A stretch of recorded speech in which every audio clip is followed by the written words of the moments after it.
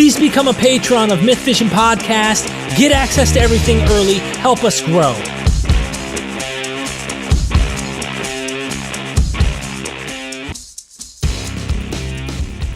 Ian Mills, host of the New Testament podcast New Testament review podcast. I always get that thing backwards. That's why I always look at you like, correct me when I'm not saying it right.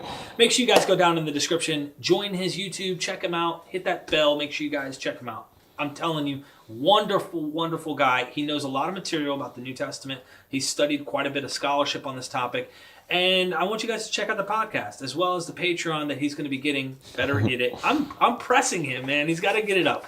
But I want to know the historical Jesus coming from, obviously, Duke University, or the scholarly academic, the consensus is there was a guy. Yes. And his name was Jesus. Yep. And he was a Jew. And he taught some things. And he was killed for some things he was teaching or claiming. And therefore... Yep. We need to know something, because a lot of people who watch my channel say he didn't exist. He's a myth. They're mythicists. They say that he didn't exist. And I say that to say, Yep. I'm speaking to someone who knows what the scholars say. Tell me about Jesus. Absolutely. My colleagues fall along the entire ideological, religious spectrum. I have atheist professors, I have Jewish professors, I have Muslim professors, and Christian professors. And the R1 universities, the universities are not filled with apologists, are not filled with systematic theologians. And you cannot walk into a university currently and find any professor of New Testament or ancient history who does not believe in the historical Jesus. Now, before they say, "Oh, this is a logical fallacy of a consensus," look, I'm all ears. Like I said, Yep. I lean historicist. I think I'm minimalist, if anything. Though I think there's a guy. I guess I have to probe and say, well, since you just now did the consensus, I think you did it on purpose. And Yep. I know that's not proof. But No. what you're trying to suggest is there's a reason they Yes. all do, and I'm asking for that Yes, reason. I will happily give you my justifications. Thank The you. thing is, I am not an expert on vaccines. But you know what? It's not proof to me that no doctor in the country thinks vaccines will give you 5G or download Bill Gates' brain into you. That doesn't prove that that's not true. But you know what? I haven't spent my time learning genome sequences. I haven't spent time studying how epidemiology or vaccine science. So as a rational person, a person who realizes I can't become an expert on absolutely everything, I rely on the expertise of other people. When I study the Dead Sea Scrolls, I am not an expert on comparative philology, on Hebrew and Ugaritic and Akkadian and things like that. So when I'm trying to figure out how to translate a word, how to figure out what a particular Hebrew word means, I need to rely on the expertise of these other people. And if there is a consensus and everyone thinks the same way, that doesn't mean it must be true. Right. But to be a rational actor in the world, you need to give that weight. That needs to be significant. That if you are going to challenge that, you need to make sure you have really, really strong reasons to go against the people who have spent their entire life studying these texts. And let me tell you, the people who are professors of New Testament, some of them are focused on Paul, some of them focus on Second Temple Judaism, some of them are really interested in Gnostics, but they've spent their entire life learning ancient languages, reading primary sources. They are not tendentious people who are trying to defend Christianity. They believe in the historical Jesus because there's good reasons to. So why? That's what you wanted to know. Right. Yes. So what do we have? The best evidence, the strongest evidence we have are the letters of Paul, the two references in Josephus that a lot of online atheists get confused about, and the Gospels. Let's start with the letters of Paul, which are written by a Pharisaic Jew who never met Jesus, never claims to have met Jesus. But he's also not arguing that Jesus existed. He's not invested in he's not arguing with people who don't think Jesus existed. That's not the conversation that's happening. He is actually confronting other Christians, other people who are citing the teachings of Jesus against him. Look at Paul on marriage in 1 Corinthians. Look at Paul on whether or not teachers deserve to be paid for their work. And these are places where Paul cites the teachings of Jesus and says, I know Jesus taught that, but I have reasons to do other things in these cases.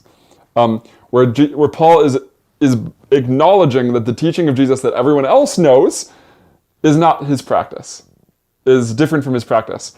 That is, the thing that Paul and his opponents hold in common is that Jesus taught certain things that don't accord with Paul's own practice, which is fascinating. We, of course, get other hints about the teachings of the Lord in 1 Thessalonians and the institution of the Last Supper in 1 Corinthians 15, where we have the words of institution. So there's those. The other really important thing to note about Paul is not just that him and all of his audience hold in common that there's these teachings of Jesus about mundane things like whether or not you should pay your teachers, but also that Paul claims to have twice met James. And I know the online atheists are going to say, fictive kinship. Everyone calls each other brother and sister in the Lord. That's true. No debate. But we can...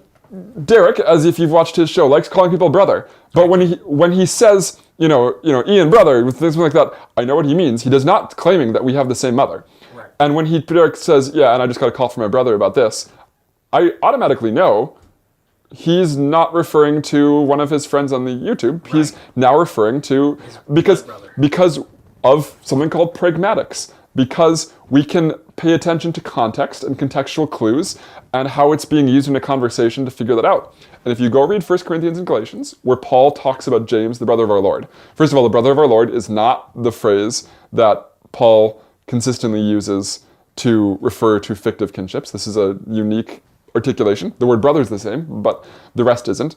Look how it's being used in those contexts. He's saying, in 1 Corinthians, he's saying, I have the right to have a wife, just like Cephas does, just like the brothers of the Lord do. He's not saying like all Christians do. That doesn't make sense in that context. He's talking about a particular Christian, Cephas, and another particular set of famous early Jesus followers, the brothers of the Lord. He's setting up particular subclasses. If brothers of the Lord there means all Christians, it doesn't make sense in this list of particularly famous examples. If the claim was all Christians can have wives travel with them, he could have just said brothers of, the brothers, everyone can do it. But that's not what he says. He gives these particular case studies. And then you also, Galatians, he lists the people he met. And one of them is James, the brother of the Lord. If that just means Christian here, we're going with the fictive kinship thing, that doesn't tell you anything, because the point is, what Christians did I meet? What other Jesus followers did I meet? And he's answering that by giving you specific examples, and he calls James the brother of the Lord. If that is useful information, and this is, there's a whole field of this, of pragmatics, Grecian pragmatics, named after a famous linguist, Greece. And there's this rules of minimalism versus maximalism. Like, that phrase is not worth interjecting. It doesn't do any work if it just means Christian. For it to make sense, and for us to interpret it plausibly according to the normal ways we interpret language, it has to be adding some content, and that content is that this is Jesus' brother. And when we go look at other early Christian texts, even texts that Paul almost certainly didn't have access to, we find that everyone just knows. That's how they understood. Yeah, Jesus had a brother named Jesus. That's how everyone interpreted it. That's what the Gospels clearly indicate. So. Everyone has always read it that way. And there's other references to James, this brother of the Lord, who aren't not reading Paul. The most obvious one is Josephus. Now, there's a big debate over one passage of Josephus, the Testimony of Flavianum. One of my closest friends, Ken Olson, is the leading proponent of this being a forgery. You know what Ken Olson doesn't say? You know what Tessa Rajak doesn't say? The only Josephus scholars in the world who are questioning the Testimony of Flavianum. They don't have good evidence that a second reference to Jesus is omitted. There's this other passage that discusses James, this pious person who was killed in the temple, or killed who is killed? It's complicated. That calls James the brother of Jesus.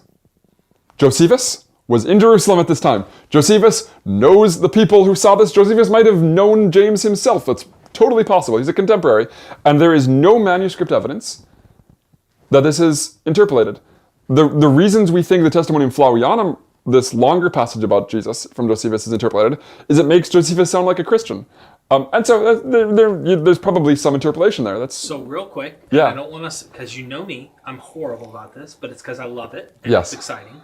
One thing these scholars say is either partial or full interpolation on the one. Yep. Partial or full. The other, they're saying across the board, they're like, no, we don't see this as an interpolation. It's only the mythicists that come in and say, hey, this is... Well, there might be very few scholars that aren't mythicists, and I've heard mythicists say, I only got it from them. Because they don't want to be the guys going, well, we have to create this information. There's a lot of scholars they'll find that kind of fit their agenda. But the other thing was Paul in Galatians talking to James, the brother of Jesus. Something to note maybe and ask, and this gets into the theology, maybe what Paul's trying to do in Galatians.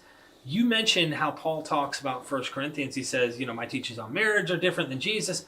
It seems like he's also set up a case on, I didn't learn anything from James, like saying like I didn't need his stuff. Yes, that's the rhetorical context. Okay. Actually, that's it. And I know you got to keep on with the historical Jesus stuff. So. Well, Paul is having a fight over his apostolic credentials. Is having a fight over whether or not he is teaching the gospel. And one of the things he's saying is, I got this directly from Jesus. I didn't need the legitimation of James. Now he says, I got it, but I didn't need it. And that's his claim. He says, I met these people, but I was only there for a couple of days and then I left. Oh, also I met a couple of people while I was there. He's doing this whole rhetorical thing where he's trying to say, I am not an apostle because James gave me a stamp of approval. Right. I don't need his approval. That's right. That's the context. This isn't, I didn't learn anything exactly. at all from the other apostles. That's right. But it sounds that way when they say, I learned nothing. It was like a direct revelation. That's what mythicists will say. Paul tells us that the traditions he has about Jesus are ones he received handed down. They're passed on to him. Right. That people have known these things. The famous 1 Corinthians 15 creed of the resurrection accounts. Paul acknowledges that he has received stories about Jesus from other people that other people know. He is often, when he brings up the teachings of Jesus, he's often conceding this point to his opponents. So these are not things that Paul got as a special... If you don't know the context, Derek and there are atheist mythicists who will claim that everything Paul thinks to know about Jesus, he got as a special revelation. Right. And that is not what Paul is doing. Paul notes that the teachings of Jesus are widespread, are handed down outside of him, and he is claiming he gets his apostolic credentials, he gets his authority from Jesus directly, not from these other apostles. And this is a controversy we see throughout the letters of Paul, that certain people come with letters of approval. And he says, I don't need those. I have you, Christians. He is always trying to root his credentials as a person sent out by Jesus in the signs of the power of the Holy Spirit, in its efficacy in bringing about the Gentiles, in his own experience of the risen Lord. So that's just a misreading of... And then the last thing to note is just the Gospels. And this is complicated because the Gospels are written from a post-resurrection perspective. The Gospels are... Pauline even. Yeah, absolutely. The Gospels are narratives. They're stories that are doing theological work. Christians have always confessed this about the Gospels. Yeah. But when you read the Gospel of Mark, and you read the hand-washing controversy, Mark is interpreting this for his own context. Mark is interpreting this for a post-Pauline, post-resurrection faith. But you read that, and you put that alongside what records we have for first century Judaism, and the conversations and the arguments people were having. There's a famous Jewish scholar, Joseph Klausner, who has done this. He Joseph Klausner didn't actually like Jesus very much. He's a Jewish scholar who said that Jesus was kind of a jerk, was a hypocrite, and he didn't like Jesus. This is the thesis of his book. It's a fascinating read. One of the things Klausner says is, like, you read the conversations Jesus is having, the arguments he's having, and they all make sense as exactly the kinds of debates that were going on in first century Judaism. There's kinds of debates that show up in the Mishnah, in other parts of the Talmud, the kinds of debates that show up in other Second Temple Jewish literature, debates over the significance of hand washing, things like that, which Mark is interpreting for the resurrected Christian church, for the church of that believes in the resurrected Jesus. But you can read these discussions of Jesus, and as Klausner argues, and other people have noted this subsequently, obviously, these things fit perfectly into the kinds of debates we know Jews weren't having, or Jews were having in the first century that aren't exactly meaningful to Mark. And so Mark has to, Mark reads these things, controversy over the Son of Man and Sabbath keeping. Matthew really paints them a lot more, though. Absolutely. And I mean, you mentioned this too. You mentioned, like, traditions they can't let go because it's part of the whole. Exactly. They have to have it even though they don't like it. The evangelists are wrestling with Jesus traditions in certain places, like the tradition about the baptism of Jesus and things like that. And we see this in early Christian tradition. The Gospel of the Nazarenes has Jesus say, just for the record, I don't have to get baptized because I'm a sinner. I'm doing this just as a model for you. Like, spells it out. This is something that the early Christians, we know they wrestled with this stuff. And yet the traditions, the Gospels are keeping this. I mean, a great case is the wrestling with Jesus' prophecy about the destruction and restoration of the temple.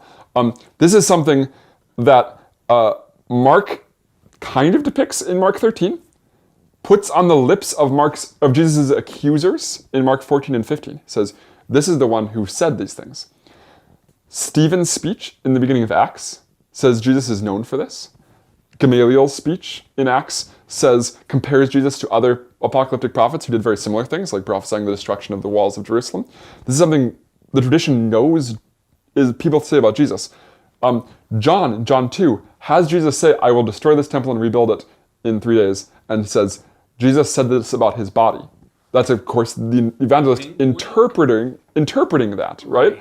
So what you see here is there are these traditions that Mark, our very earliest gospel, our first story of Jesus, gets these traditions about Jesus' teaching and is wrestling with these things. He says, he has Jesus kind of doing this in Mark 13, although it's complicated. There's this cosmological overlay. There is, Mark 13 seems to be partially fulfilled in the death and resurrection of Jesus himself. The same eschatological language is used for describing the actual passion of Jesus. The sky goes dark, all that stuff. And puts some of the more explicit languages about Jesus rebuilding the temple on the mouths of opponents.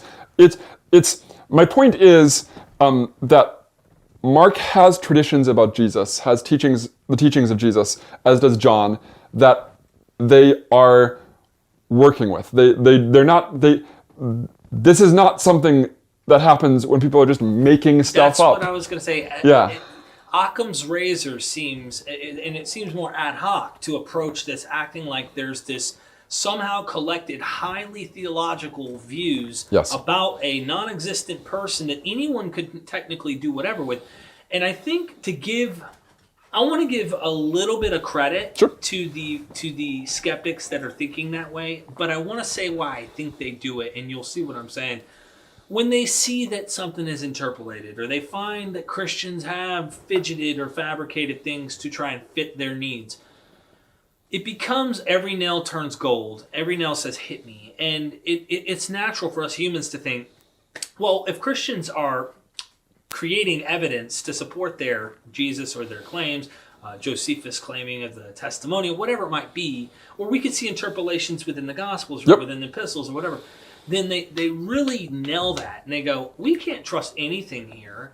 What if this whole thing is a conspiracy, so to speak? And I'm not equating it. Maybe some historians want to equate mythicists to, 9/11 conspiracy theories or this and this and that. I'm not going to equate it to that because I've talked to a lot of them about this, and their approach to it, it's the way they're interpreting a lot of this information. And they're not dummies. But at the same time, I think hyper-skepticism gets involved. And that's something I was mythicist, half a year to a year ago, like just in my thinking. And as I've been engaging real scholars, I keep thinking to myself, what makes the most sense? And this is just an honest, I'm just going to say it and you tell me what you think. Ready? Josephus and other historians account for actual Jews who were actually killed by actual Romans in actually the first century. And I'm being funny when I said actually the last time, just to be my point, is it seems more plausible that a Jew who shouldn't have been doing whatever he was doing according to the Romans got on their nerves and they really killed this guy. They crucified him. Yep. Paul says they crucified the Lord. Now, even mythicists don't necessarily say that's an interpolation. But what do you mean by crucified, I ask?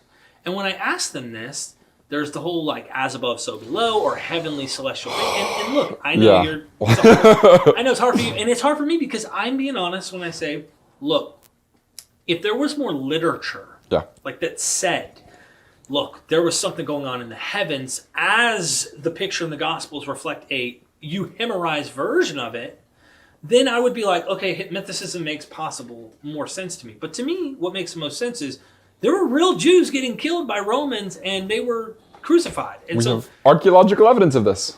So I can't, you nor I can say 100 without, we know with absolute, because history works on probabilities, but there's a better probability to me that there was a historical guy, and that's my opinion. Yep, history always works on probabilities, but this is not a close call, in my opinion. And on that last point, the crucified in the heavens thing, go watch our non-canonical Bible study episode on the Ascension of Isaiah, and we actually lay out the text of the Ascension of Isaiah, which is the text that mythicists point to, describing a crucifixion in the heavens, how it's dependent on the Gospel of Matthew, how it's rewriting traditions about Isaiah, and what it's actually doing. It's a fascinating piece of literature. And to get the text to say what mythicists want it to say, they have to conjecturally amend it. They have to edit the text without any manuscript evidence for this. They have to rewrite the text to just pick out a certain part of it, isolate it from the stuff that comes before, and say just this bit is the stuff that we care about, to get it to describe a Jesus crucified in the heavens. And there are people who are not interested in the New Testament, who study the Ascension of Isaiah as a work of Second Temple Jewish literature, and none of them buy the reading of Richard Carrier and the mythicists. Okay. Richard's a friend of mine. I'm friends with everybody, but I'd say this, I'm interested in what evidence there is for things, and I'm going to continuously study this. I really appreciate you giving your insight on this. For and sure. I want to learn more about it. I mean, obviously, I went from multiple extremes, fundamentalist Christian to fundamentalist mythicist, so to speak, to hold on, and I'm really inquiring this question with a real honest, open mind, and I really appreciate you. Yep. That was also one of the things, before we get off this, is I'm thankful that you gave me the opportunity to interview, because if anyone goes and sees my credentials, so to speak, as a YouTube channel, and they are historicists and they're academic in the vein that you are, oftentimes it's not that they're, a mythicist will say, they don't want to know the truth. I've heard some, and that sounds conspiracy theory-like. Uh-huh. Yeah, and not all are like this, but because we don't want to paint everybody the same color. No, of course. But I'm thankful that you gave me the chance and you said, okay, let me listen to this guy. I'm truly into wanting to know. And if something comes out of the woodworks that says, look, here's better evidence to show mythicism, I'm going to entertain that. Sure. However, I think that the big scholars out there would also be entertaining it if it was something plausible. Absolutely. You should follow the evidence. But you should also pay attention to how people who are experts in Greek and have spent their lives reading first century biographies and epistolography, how they read texts. And I think America, the United States in particular, is suffering from a lack of respect for expertise. And I think it's something we can, I think as rationalists, we should push back on. I think Dr. Bowen said something like this the other day about his dad running his own construction business, and the new guy on the block comes in and he's like, this is how you should do it. And he's like, listen to the experts, and then if you have an issue, this is why I had the problem with the Israel-only guys I brought to your attention, which we haven't really even got to dig into deep, and it's something you're not interested in talking about. Correct. Not because you're afraid they're right. Because I don't know anything about it. Yeah, you're not interested in going down that path, maybe one day, but... the whole idea is like, once you listen to them, if I have a problem, I'm going to address the scholars, the experts in the field, and I'm going to try and see if their hypothesis is wrong. I'm not going to create my own and ignore all there is about it. So, because Dr. Josh Bowen has done the work. He actually knows what it looks like to develop expertise in something, and so has a good respect for that. So thank you, Ian. Appreciate that. Yep, for sure. I appreciate you, brother.